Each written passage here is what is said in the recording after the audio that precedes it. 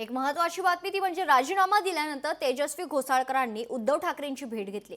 उद्धव ठाकरेंसमोर समस्या मांडल्या असं तेजस्वी घोसाळकर यांनी सांगितले। तर समस्यांवर उत्तर मिळाल्यावर लवकरच पुढचा निर्णय घेईल असं देखील घोसाळकर म्हणतात। उद्धव ठाकरेंच्या भेटीनंतर तेजस्वी घोसाळकरांची भूमिका समोर येते। तेजस्वी घोसाळकरांच्या पुढील निर्णयाकडे आता सर्वांचंच लक्ष आहे। तर पक्षातील गळती रोखण्याचं ठाकरेंच्या शिवसेनेसमोर मोठं आव्हान उभं ठाकलेलं आहे।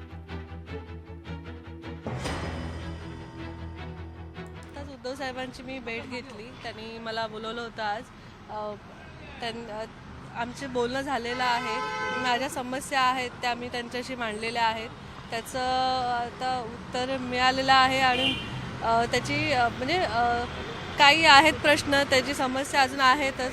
त्याची अपेक्षा करते की ते मला लवकरात लवकर उत्तर देतील। त्याच्यावरून ठरवेन की काय डिसिजन घ्यायचा आहे। तेजस्वी मॅम, असं म्हटलं जातं की तुम्ही भाजपमध्ये प्रवेश करणार, अजून असं काहीही मी निर्णय घेतलेला नाहीये।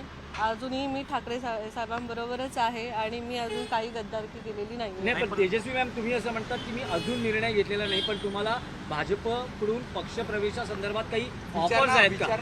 नाही, ते मी नाही सांगू शकत।